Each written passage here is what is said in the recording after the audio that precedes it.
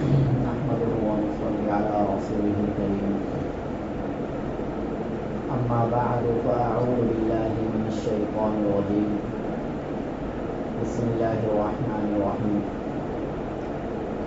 محمد رسول الله والذين معه أشداء على الكفار رحماء بينهم تراهم ركعا سجدا يبتغون فضلا من الله ورضوانه صدق الله العظيم. سامعین محترم اور معزز ساتھیوں، نبی صلی اللہ علیہ وسلم کی سیرت کے اوپر بیان چل رہا ہے،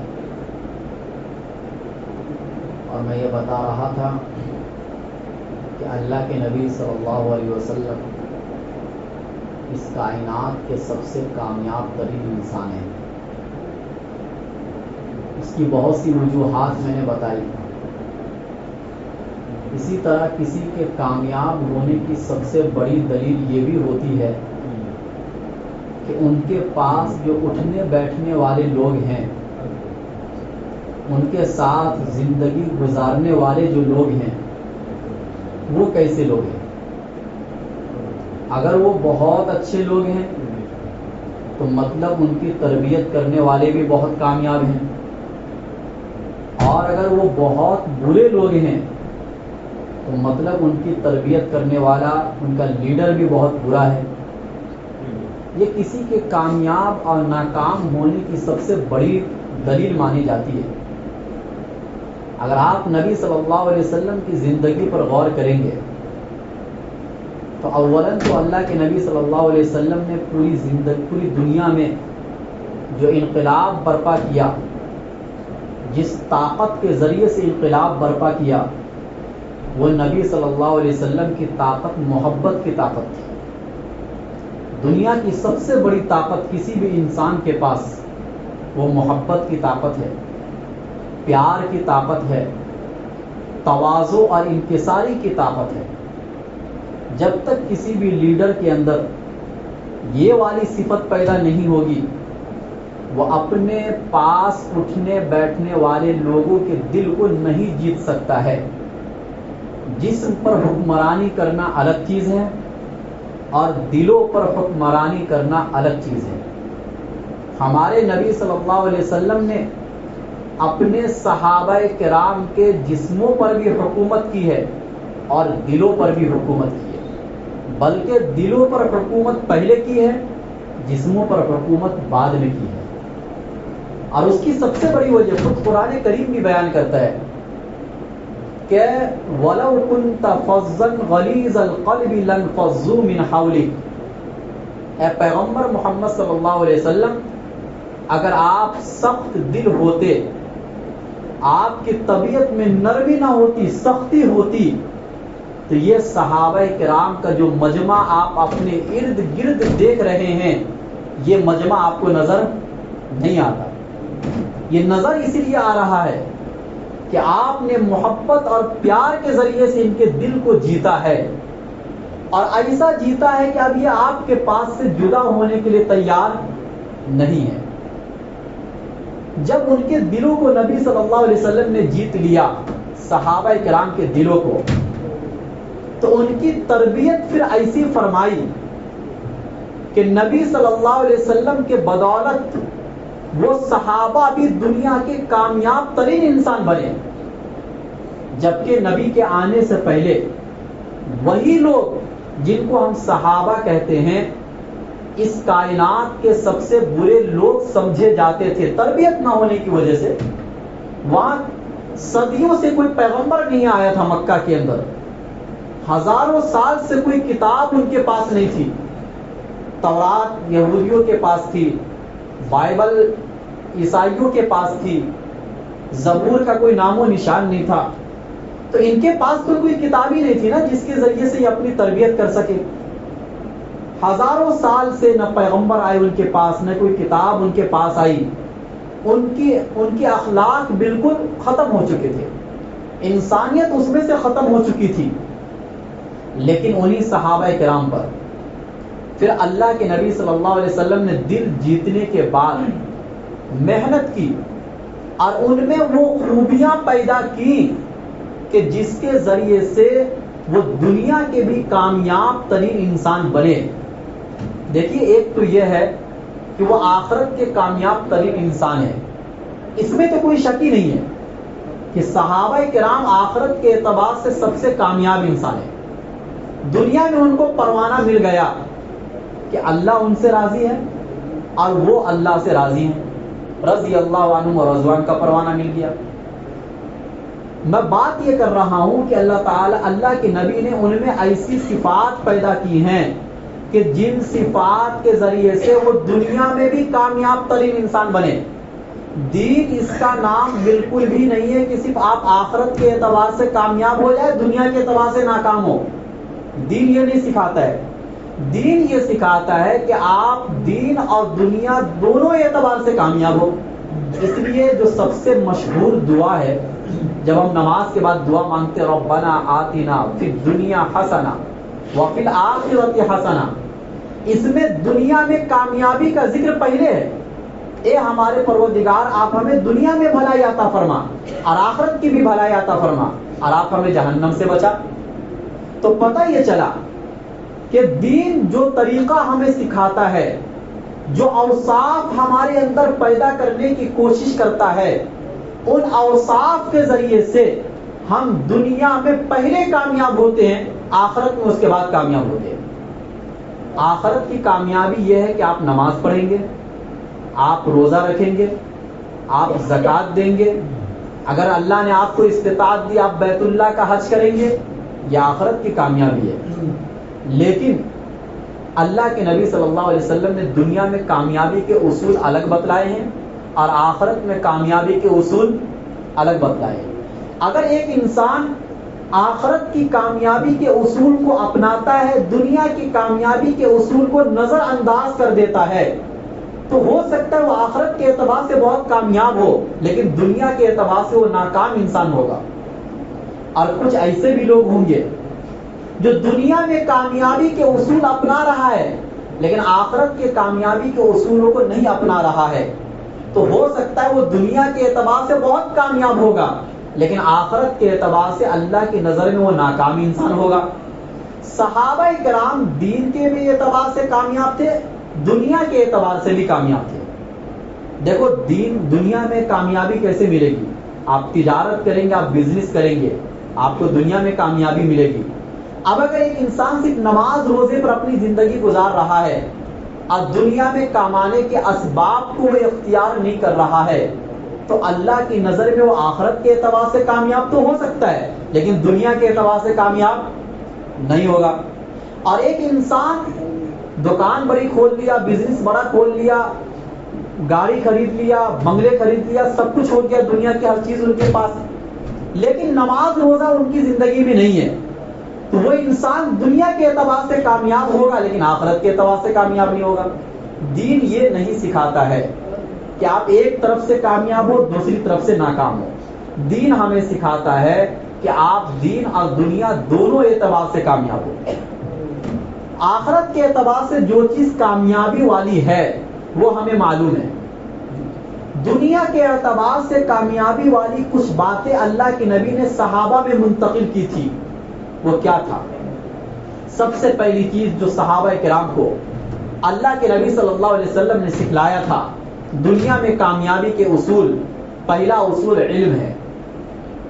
علم ایک ایسی چیز ہے کہ اس کے ذریعے سے انسان دین اور دنیا دونوں میں کامیاب ہو جاتا ہے. دیکھیے جب اللہ کے نبی صلی اللہ علیہ وسلم پیغمبر بنائے گئے تو سب سے پہلی وحی نبی صلی اللہ علیہ وسلم پر اتری اقرا، پڑھیے اپنے اس رب کے نام سے. حالانکہ جس ماحول میں اللہ کے نبی صلی اللہ علیہ وسلم پیغمبر بنائے گئے وہاں سب سے زیادہ ضرورت تھی توحید کی، اللہ کو ایک ماننے کی، لیکن دعوت سب سے پہلے کس چیز کی دی جا رہی ہے؟ پڑھنے کی، علم حاصل کرنے کی. اور وہ بھی کس معاشرے میں؟ ایک ایسے معاشرے میں کہ جہاں کے لوگ پڑھنے لکھنے کو ترجیح نہیں دیتے تھے، وہاں پڑھنے لکھنے کا تصور نہیں تھا. دو چار لوگ پڑھے لکھے لوگ تو تھے جو لکھنا جانتے تھے، پڑھنا جانتے تھے، لیکن اکثریت مکہ کی ایسی تھی جو پڑھنے لکھنے کو پسند نہیں کرتے تھے. وہ لوگ جہالت کی زندگی گزارتے تھے. ایک ایسے ماحول میں سب سے پہلا حکم اللہ کے نبی صلی اللہ علیہ وسلم نے صحابہ کرام کو پڑھنے کا حکم دیا کہ آپ علم حاصل کرو، دین کا بھی علم حاصل کرو، دنیا کا بھی علم حاصل کرو. اور ہمارے نبی صلی اللہ علیہ وسلم نے ہر طریقے کا علم دنیا کو دیا. دیکھیے جب آپ حدیث کی کتاب اٹھائیں گے تو آپ کو تجارت اور بزنس کے اصول بھی حدیث میں ملیں گے. آپ کو کتاب البیوع، خرید و فروخت کے اصول یہ حدیث کی کتاب میں ہے. انسان دنیا میں کیسے ترقی کرے گا اس ترقی کا راستہ اللہ کے نبی صلی اللہ علیہ وسلم نے بتلایا ہے.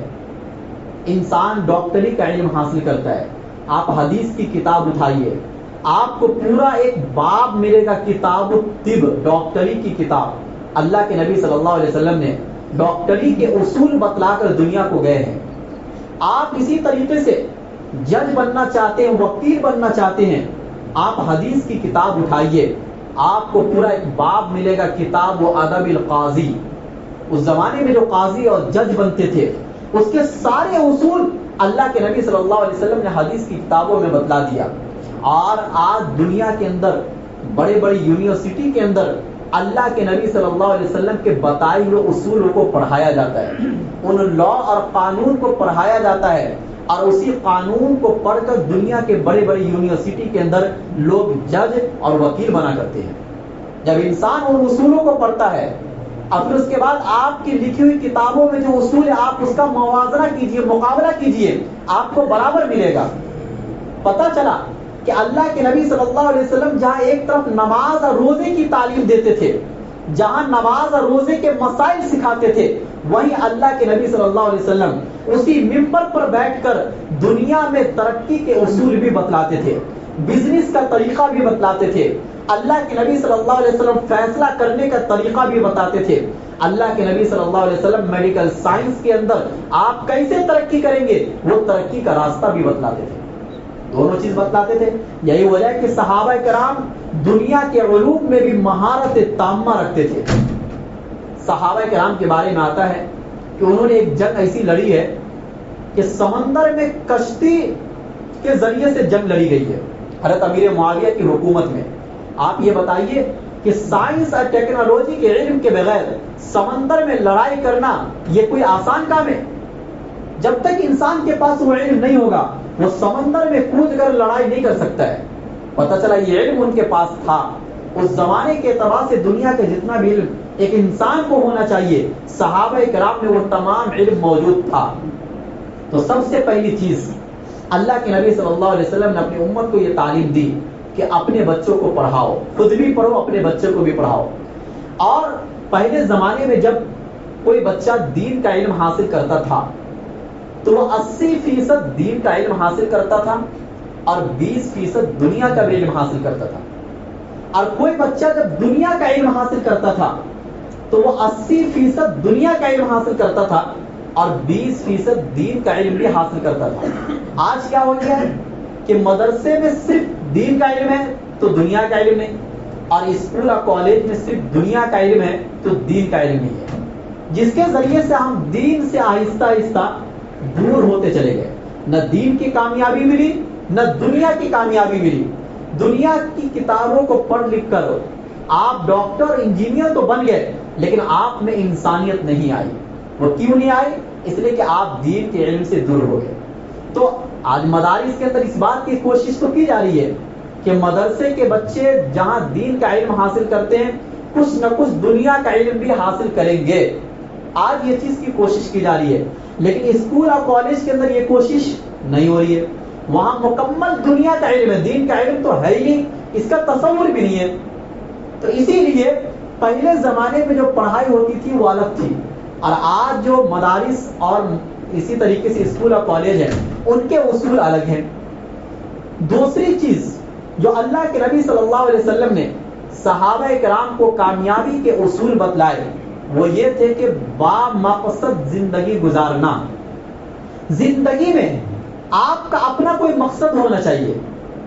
آج ہر انسان بس یوں ہی زندگی گزار رہا ہے. بس جو من میں آیا وہ ہم کر رہے ہیں. کوئی ہمارا مقصد نہیں ہے کہ ہمیں بننا کیا ہے, کرنا کیا ہے.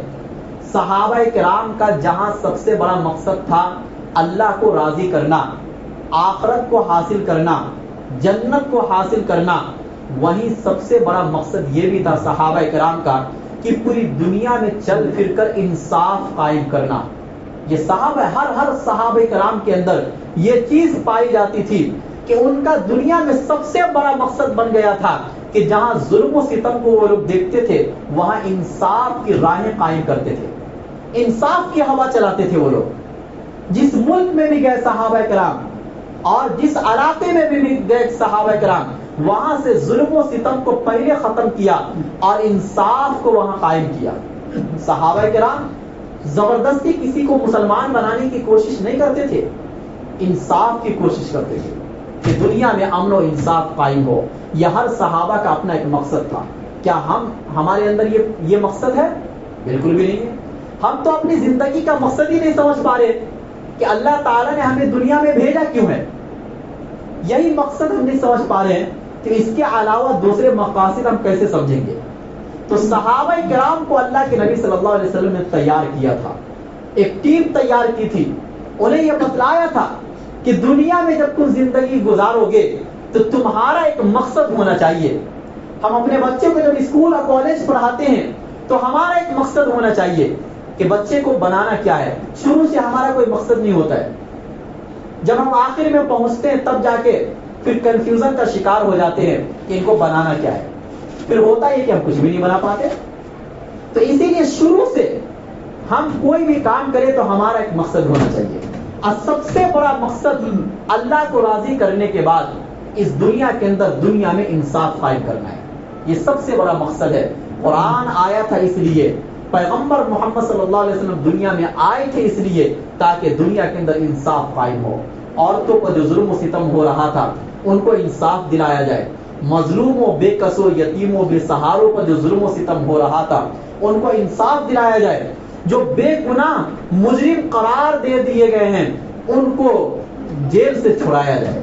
یہ نبی صلی اللہ علیہ وسلم کا مقصد تھا. تو دوسری بات جو صحابہ کرام کی زندگی کے اندر اللہ کے نبی نے پیدا کی تھی وہ با مقصد زندگی گزارنا. اسی طریقے سے اللہ کے نبی صلی اللہ علیہ وسلم نے جو تیسری چیز صحابہ کرام کے اندر پیدا کی تھی وہ یہ تھی سچائی. دنیا میں کبھی بھی جھوٹ نہ بولنا.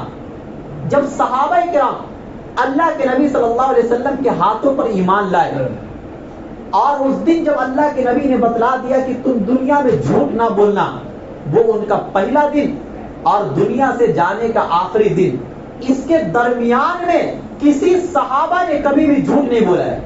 یہ طے ہے. دیکھو صحابہ کرام کو ہم معصوم نہیں سمجھتے ہیں. معصوم صرف پیغمبر ہوتے ہیں جن سے کوئی گناہ نہیں ہو سکتا ہے, اور فرشتے ہوتے ہیں. فرشتے اور پیغمبر کے علاوہ دنیا میں کوئی بھی انسان معصوم نہیں ہے.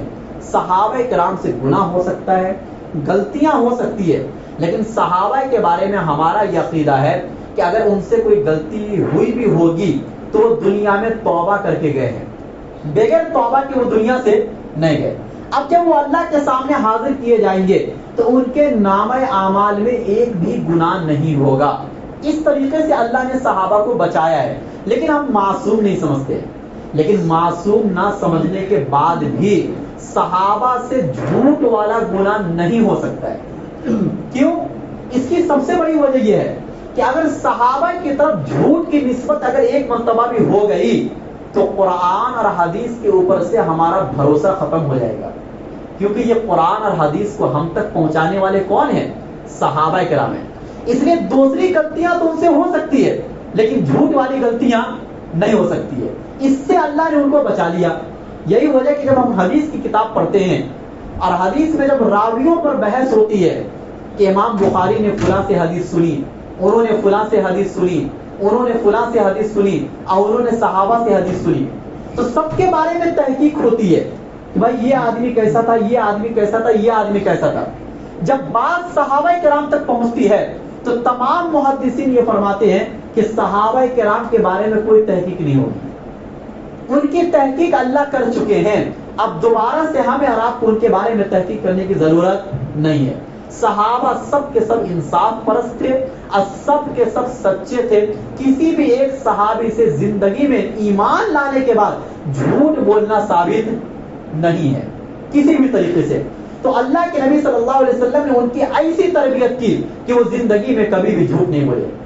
ہم مسلمانوں میں سب سے زیادہ جھوٹ بولنے کی عادت پائی جاتی ہے, 2 نمبری ہمارے اندر پائی جاتی ہے. لیکن یہ بات صحابہ کرام کے اندر نہیں تھی, اس لیے ہم دنیا میں سب سے پیچھے ہوتے چلے جا رہے ہیں. اللہ کے نبی نے ایک حدیث میں فرمایا کہ المؤمن لا یکذب, مومن جھوٹ نہیں بول سکتا ہے. مومن میں اور گناہ ہو سکتے ہیں لیکن وہ جھوٹ نہیں بول سکتا ہے. اس لیے اپنے اندر سے جھوٹ بولنے والی عادت کو ختم کرے. نفع اور نقصان کا مالک اللہ تعالیٰ ہے. انسان جھوٹ 2 باتوں کی وجہ سے بولتا ہے, یا تو نفع حاصل کرنے کے لیے یا کسی نقصان سے بچنے کے لیے. ان 2 مواقع پر انسان جھوٹ بولتا ہے.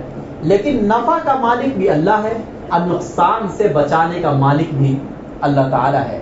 تو جب ہم اللہ تعالیٰ دونوں چیزوں کا مالک ہے تو ہم جھوٹ بول کر اپنی آخرت کو برباد نہ کریں.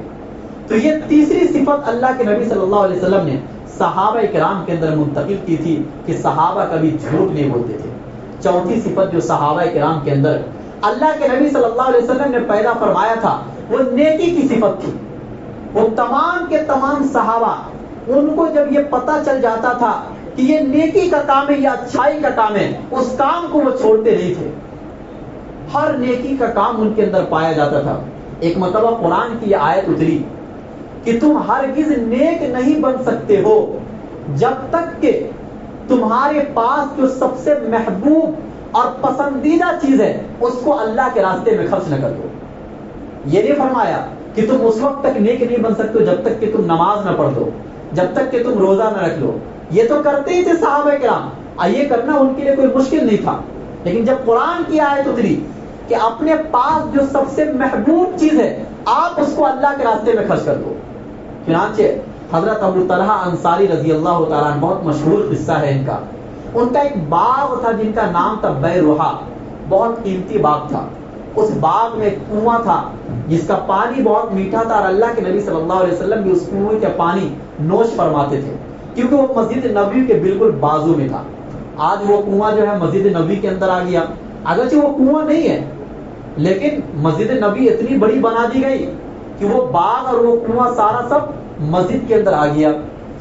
تو وہ ان کو جب پتہ چلا کہ انسان اس وقت تک نیک نہیں ہو سکتا ہے جب تک کہ اپنی قیمتی چیز کو اللہ کے راستے میں خرچ نہ کر دے, تو وہ اللہ کے نبی صلی اللہ علیہ وسلم کے پاس آئے اور فرمایا کہ میرا سب سے قیمتی باغ بیروحا والا باغ ہے اور میں اس کو اللہ کے راستے میں صرف کرنا چاہتا ہوں.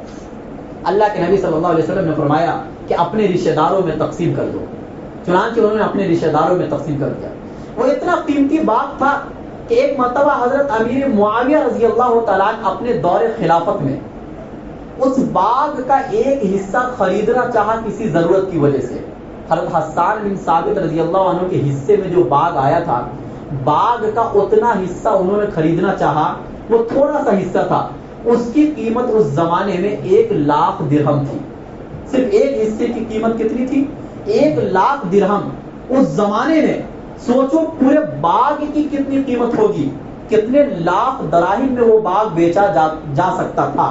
لیکن وہ سارا کا سارا باغ حضرت ابو طلحہ انصاری رضی اللہ عنہ نے اللہ کو خوش کرنے کے لیے غریب رشتہ داروں میں تقسیم کر دیا. یہ جذبہ جب تک انسانوں میں پیدا نہیں ہوگا وہ کامیابی کے دہلیز پر نہیں پہنچ سکتا ہے. ہم اپنی قیمتی چیز کو اپنے پاس بچا کر رکھتے ہیں. ہماری نظر میں سب سے قیمتی چیز ہمارا مال ہے, سب سے قیمتی چیز ہماری زمین ہے.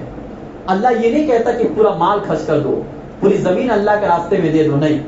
لیکن اللہ جتنا کہتا ہے خرچ کرنے کو اتنا بھی ہم خرچ کرنے کو تیار نہیں ہے.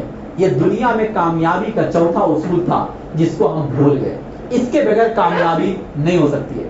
ایک انسان فرداً کامیاب تو ہو سکتا ہے, اکیلا کامیاب تو ہو سکتا ہے, لیکن پورا محلہ اور معاشرہ کامیاب ہونے کے لیے ضروری ہے کہ آپ اپنی قیمتی چیز کو غریبوں میں خرچ کرو. اس کے بغیر پورا محلہ اور معاشرہ کامیاب نہیں ہو سکتا ہے. اس کے علاوہ صحابہ کرام میں جو 5ویں صفت اللہ کے نبی صلی اللہ علیہ وسلم نے منتقل کی وہ تحمل مزاجی. برداشت کرنے کی صلاحیت. آج ہمارے اندر جو سب سے بڑی کمی وہ یہ ہے کہ ہم ایک دوسرے کی باتوں کو برداشت نہیں کر سکتے ہیں. اللہ کے نبی صلی اللہ علیہ وسلم کے خادم خاص حضرت انس بن مالک رضی اللہ عنہ مشہور صحابی رسول ہیں. ان کا نام ہم بار بار سنتے ہیں. جب اللہ کے نبی مدینے میں آئے تو یہ بہت چھوٹی عمر کے تھے. یہ حضرت انس رضی اللہ عنہ, اللہ کے نبی نے ان کو اپنا خادم بنا لیا گھر کا. چنانچہ 10 سال حضرت انس رضی اللہ عنہ نے خدمت کی اللہ کے نبی صلی اللہ علیہ وسلم کے گھر میں. حضرت انس رضی اللہ عنہ فرماتے ہیں کہ ان 10 سال کے دوران اللہ کے نبی نے کبھی مجھے یہ نہیں کہا کہ یہ کام کیوں کیا اور یہ کام کیوں نہیں کیا. یہ ہوتی ہے تربیت بچوں کی. پیار اور محبت اور برداشت کے ذریعے سے جو تربیت بچوں کی ہو سکتی ہے, وہ غصے کے ذریعے سے اور ڈانٹ ڈپٹ کے ذریعے سے وہ تربیت نہیں ہو سکتی ہے. یہ تربیت صحابہ کرام کی, برداشت والی تربیت صحابہ کرام کی اللہ کے نبی صلی اللہ علیہ وسلم نے کی ہے. اگر ان کوئی بات دیکھ لیتے تھے کہ جس کی وجہ سے غصہ آ سکتا تھا نبی صلی اللہ علیہ وسلم کو, پھر بھی برداشت کر لیتے تھے. اب وہ درگزر اللہ کے نبی نے صحابہ کرام کو سکھایا, سل من قطعک, جو تم سے کٹے اس سے جڑو, واحسن الی من اساء الیک, جو تمہارے ساتھ برائی کرے اس کے ساتھ حسن سلوک کرو. یہ برداشت کا مادہ, خود اللہ کے نبی میں برداشت کا کتنا زیادہ مادہ تھا. مکہ کے اندر کتنا انہوں نے تکلیف دی, صحابہ کرام نے برداشت کیا ہے. طائف کے موقع پر کتنی تکلیف دی گئی, صحابہ کرام اور اللہ کے نبی نے برداشت کیا ہے.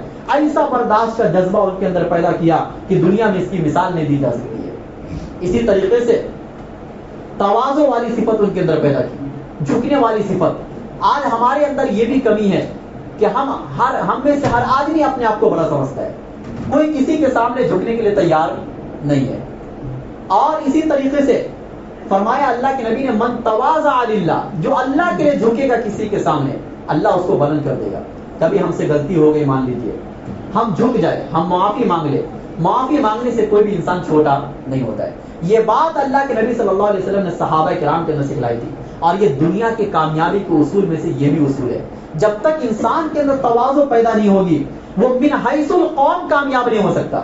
میں نے بتایا کہ انسان فرداً کامیاب ہو سکتا ہے, اکیلا تنے تنہا کامیاب ہو سکتا ہے, لیکن پوری قوم کو اگر آپ کو کامیاب بنانا ہے تو پوری قوم میں تواضع والی صفت پیدا کرنی پڑے گی, جھکنے والی صفت پیدا کرنی پڑے گی. جب تک یہ والی صفت پیدا نہیں ہوگی, آپ پوری قوم سے لڑائی اور جھگڑے کو ختم نہیں کر سکتے. اسی طریقے سے صحابہ کرام میں جو صفت پیدا کی تھی وہ مٹھاس والی صفت, کہ ہر صحابی میٹھے تھے. میٹھا ہونے کا مطلب کہ وہ جو کوئی بات بولتے تھے سامنے والے کو ان کی بات اچھی لگتی تھی, اور جب وہ کوئی کام کرتے تھے تو ان کا کام کرنا بھی سامنے والے کو اچھا لگتا تھا. ہم اپنی زندگی میں اپنے آپ کو ایسا بنائیں کہ ہم جب بھی کوئی بات بولے تو سامنے والے کو وہ بات اچھی لگے. اگر آپ ایسی بات نہیں بول سکتے تو خاموش رہو. اللہ کے نبی نے فرمایا خاموشی میں نجات ہے, آپ خاموش رہو. یہ صحابہ کرام کو سکھایا تھا. آپ کوئی کام کرے تو کام ایسا کرے جو سامنے والے کو اچھا لگے, ان کا دل خوش ہو جائے. یہ صفت صحابہ کرام کے اندر تھی. اور سب سے آخری صفت اخلاص. ہر کام وہ کرتے تھے اللہ کو خوش کرنے کے لیے. ان کو انسانوں سے کوئی توقع نہیں تھی. جب وہ کسی کے ساتھ حسن سلوک کرتے تھے, کسی کے ساتھ اچھائی کا معاملہ کرتے تھے, تو یہ سوچ کر نہیں کرتے تھے کہ یہ بھی میرے ساتھ اچھائی کا معاملہ کرے گا. کیونکہ جس دن آپ نے کسی کے ساتھ اچھائی والا معاملہ یہ سوچ کر کیا کہ یہ بھی میرے ساتھ اچھائی کا معاملہ کرے گا, تو انسان سے کبھی بھی اچھائی کی توقع نہیں کی جا سکتی ہے. جب وہ آپ کے ساتھ برا کرے گا تو آپ کا دل کیا ہو جائے گا, ٹوٹ جائے گا, آپ بدزن ہو جائیں گے. لیکن جب یہی کام آپ اللہ کو خوش کرنے کے لیے کریں گے, اللہ کو راضی کرنے کے لیے کریں گے, اب اگر سامنے والا آپ کے ساتھ برا بھی کرے گا تو آپ کے دل میں یہ بات پیدا ہوگی, بھائی میں نے یہ کام اللہ کو خوش کرنے کے لیے کیا تھا, انسانوں کو خوش کرنے کے لیے نہیں کیا تھا. انسان تو آپ کو تکلیف ہی دے گا. انسان سے کبھی بھی بھلائی کی امید نہیں کی جا سکتی ہے. بھلائی کی توقع صرف اور صرف ایک ذات ہے, وہ اللہ تعالیٰ کی ذات ہے جس سے ہم بھلائی کی توقع کر سکتے ہیں. تو خیر, صحابہ کرام میں یہ چند اوصاف تھے جن کی بنیاد پر وہ دین اور دنیا دونوں اعتبار سے کامیاب تھے. اور جب صحابہ کرام کامیاب تھے تو صحابہ کرام کی تربیت کرنے والے نبی اکرم حضرت محمد صلی اللہ علیہ وسلم ان سے بڑے کامیاب تھے. تو یہ اس بات کی سب سے بڑی دلیل ہے کہ جن کے پاس اٹھنے بیٹھنے والے لوگ اگر دنیا کے کامیاب ترین انسان ہیں, تو جو ان کی تربیت کر رہا, جو ان کا لیڈر ہے, وہ بھی کیا ہو جائے گا, کامیاب ترین انسان ہوگا. اللہ تعالیٰ ہم سب کو کہنے سننے سے زیادہ عمل کرنے کی توفیق دے.